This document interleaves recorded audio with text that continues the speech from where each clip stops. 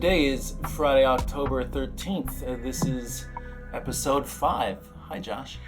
Hi, Eric. How you doing? I'm going to talk about the transition to farming and the farming trap and what that means. But we're going to start off again, sort of where we left off last time, which was the development of modern humans and how we developed abstract thought and the ability to make advanced tools, and that this coincided with art and probably a transition to what we would call modern language in the sense of being able to convey abstract ideas. So we're using abstract ideas in our language, we're putting them on the walls of our caves, and we're using them to understand the world around us and improve our technologies. So fishhooks and needles that I talked about last time.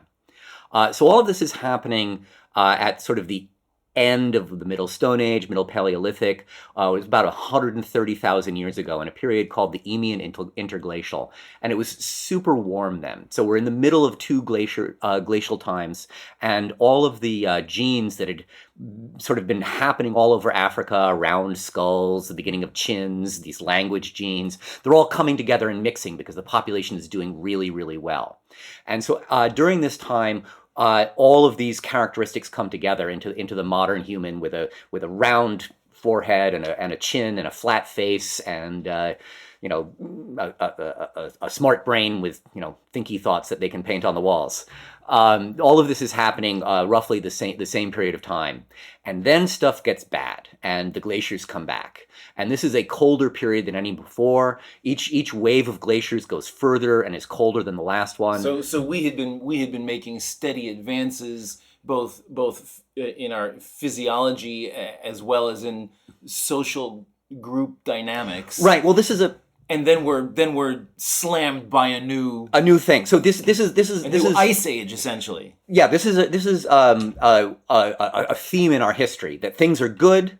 We expand our populations, and usually associated with getting colder, things get really bad, and it gets dry, and we have to change. So that happened the first time when we went on the Serengeti. It happened a second time when the ice ages started 2 million years ago, is when we got the big brains. And then it happened again at the end of the Eemian Interglacial. And so now it was time to move because our population was crashing. Everyone was dying because there was no water. The game was dying. All the food was dying. And so waves started to leave Africa. And so there was probably multiple waves, with one leaving about 100,000 years ago that brought these new genes for abstract thought to the Neanderthals. But in that first wave, the Neanderthals won and the humans disappeared, leaving Neanderthals with a few new capabilities. So you start seeing Neanderthal art at about this time. Mm-hmm. You see handprints on the walls. So there definitely seemed to be something that humans had invented that allowed this kind of abstract approach.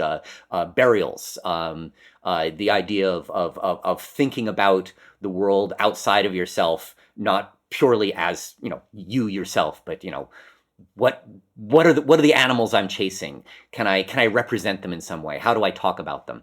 This seemed to have now left Africa. And then the other thing they got was some of the human mitochondria. So that's how we know this had actually happened. We can find human mitochondria in the Neanderthals. But all of the humans disappeared. And then again, this happened again around 60,000 years ago. Now, we were at this point Homo sapiens. We were Homo sapiens by now, yeah. So certainly we had tried once, we interbred a bit, and then just couldn't make it. Couldn't make it, yeah. And so then we tried again 60,000 years ago, and our populations right now are at the lowest point ever. So Homo sapiens has been reduced to almost nothing. There's maybe a few 100,000 of us in total, and 60,000 of us over a period of probably a couple thousand years managed to leave Africa.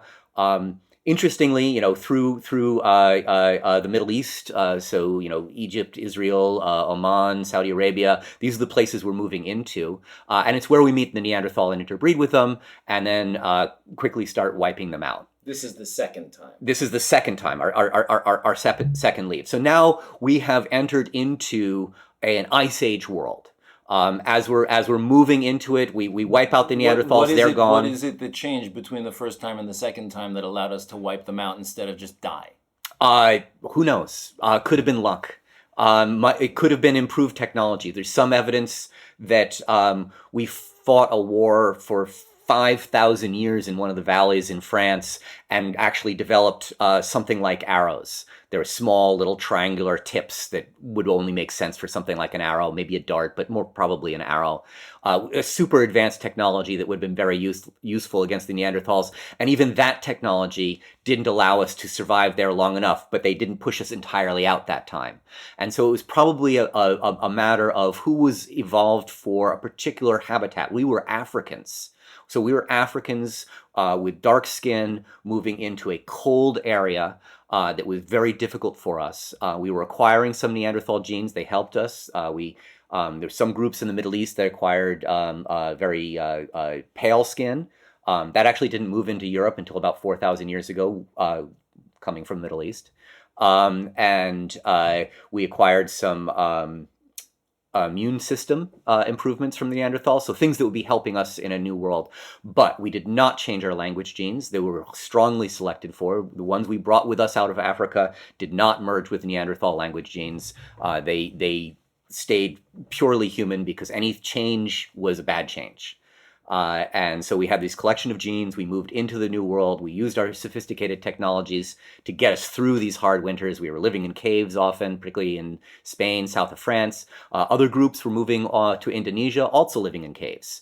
So we find the art actually, perhaps from some racist preconceptions, but more probably just because the caves in Europe showed things like a mastodon, whereas the caves in Indonesia showed the same animals that still live there today. So we didn't assume they were older. And so we thought all of this old art started in Europe. But now we know that the earliest cave art is actually being found in Malaysia and Indonesia, in Sulawesi. And it shows the animals that still live there today because they weren't in the same kind of climate change as Europe was, right? So Europe was in the middle of a major ice age with very different animals. And a huge pressure from the humans living there on those animals. And so they changed a lot after the Ice Age, where Indonesia's tropical, Malaysia's tropical. So those animals didn't change. And so what we see there is the first art, and we've only recently, really within the last 5 years, realized that this is true, that it wasn't Europe, it was everywhere humans were going, and everywhere where they lived in a place like a cave where you could paint on the wall and it wouldn't get decayed. I'm sure we were painting on everything we saw, like trees, but the trees didn't last. So only the cave paintings survived, and our preconceptions was that it was all Europe, and now we understand it was everywhere we went. So it was these new technologies associated with the abstract thought, with the ability to make art, with the ability to imagine the world around us in a different way, presumably that allowed us to spread into this very harsh world. We were a tropical species, and we were moving into Ice Age Germany. And it was very, very cold. We were looking at mile-high glaciers. There were huge furry animals and people who were just as smart as us already living there who would also kill us. And we beat them all. we killed the cave bears in the caves. We moved into their caves. We killed the Neanderthals. We moved into their caves. And by 40,000 years ago, we were the dominant species. And so we sound terrible.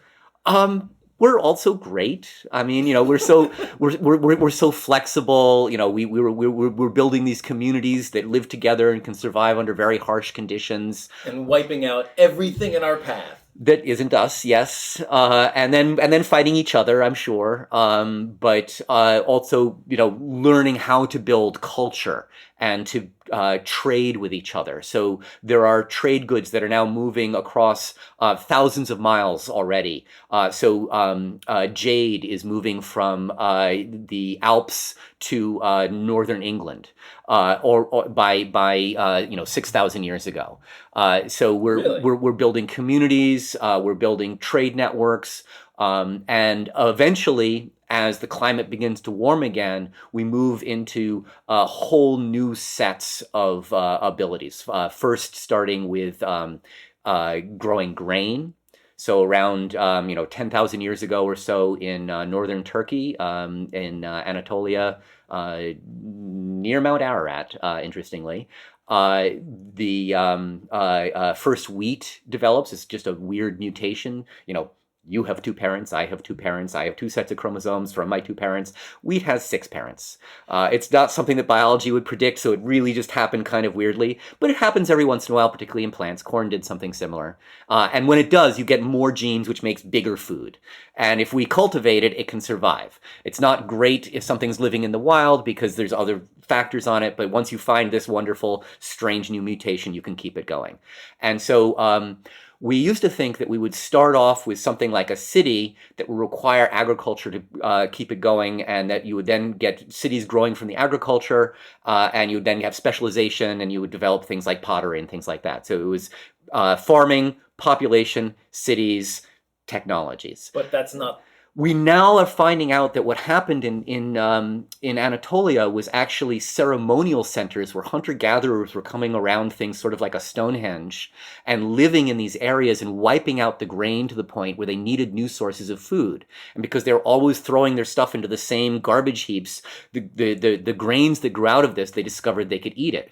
They also discovered they could ferment it into beer. So really at the very beginning of time is beer, because if you throw the beer into the fire and dry it, you have bread, or if you just let it rot and sit next to you, it's beer. And so these ceremonial parties were based on. If you throw the wheat into the fire. Well, you soak it because it's too hard. You can't just eat wheat. So you soak it in some water so it's softer. And then you think, I can soften meat with fire. How about if I start softening my grain with fire?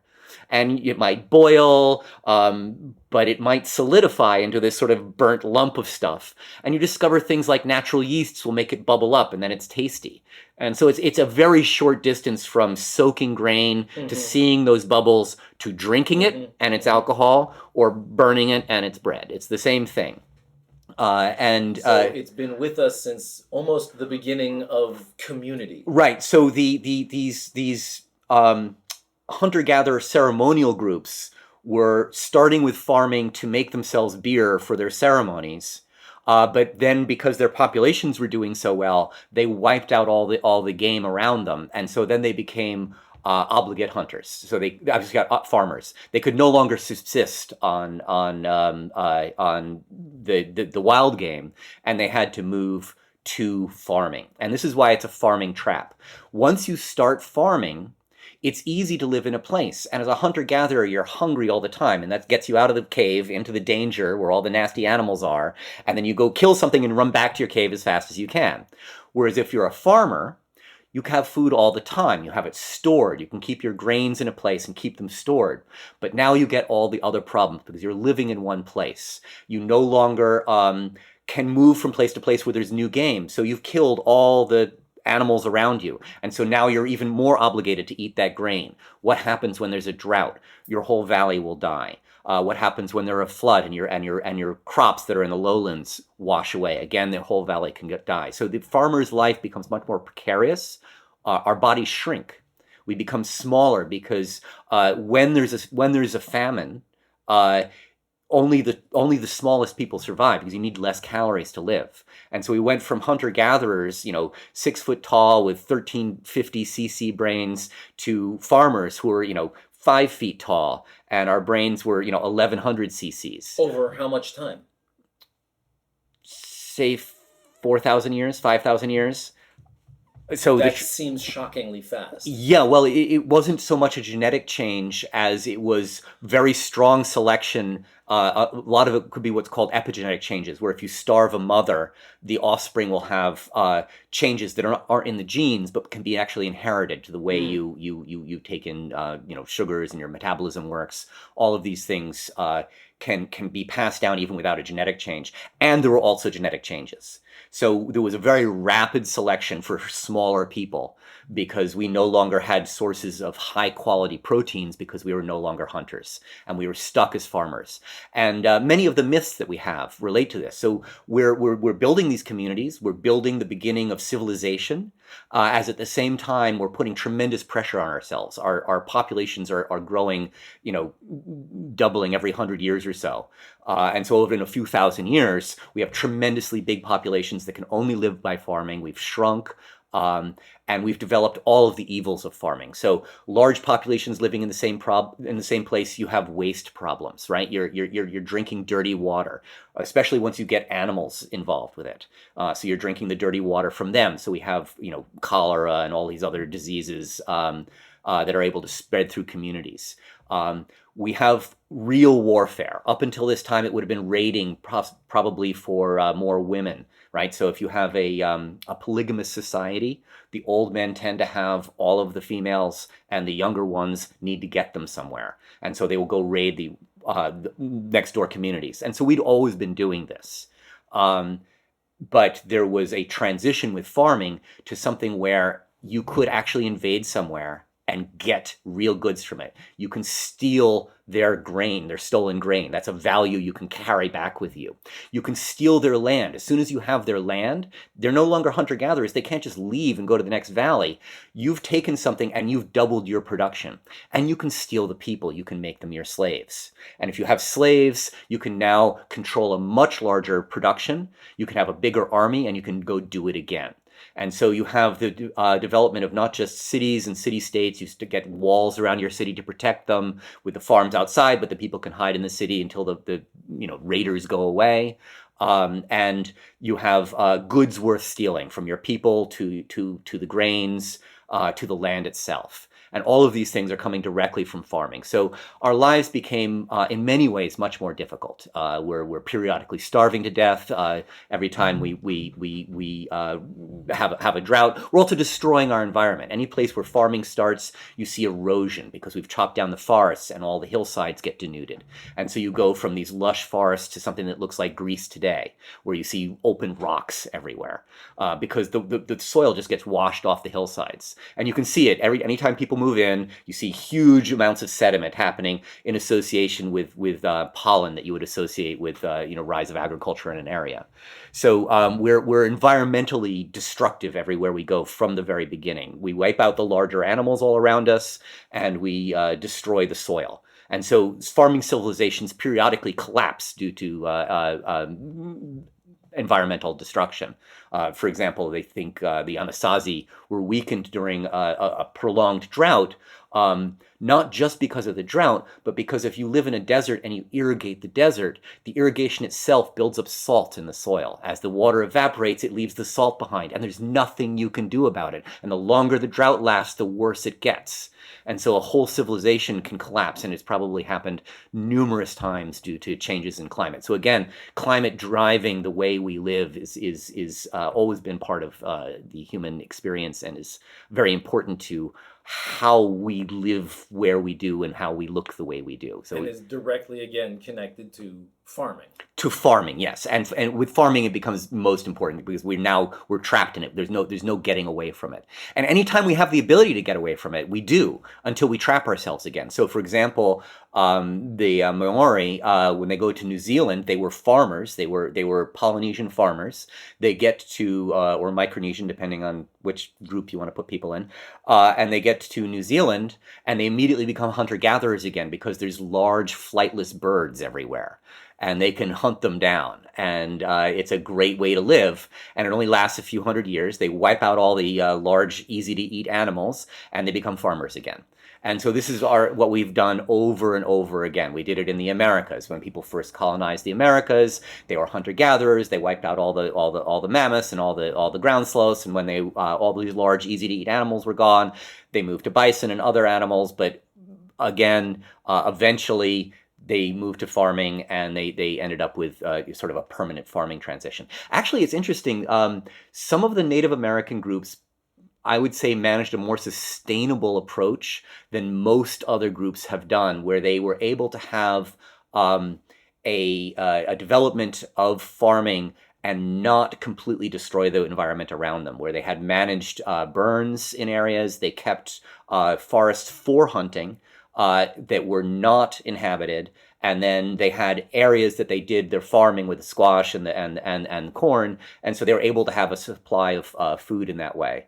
And so it was a really interesting thing that was developing, particularly in the Northeast, but in several areas where they had actually figured out a way to have the best of both worlds, where you're not starving because you have a reserve from farming, and you have the high quality food that a hunter-gatherer can bring in because they hadn't killed all their deer and they hadn't killed all their moose, and there was still forest bison, larger than the plains bison, wiped out as soon as the European settlers got here.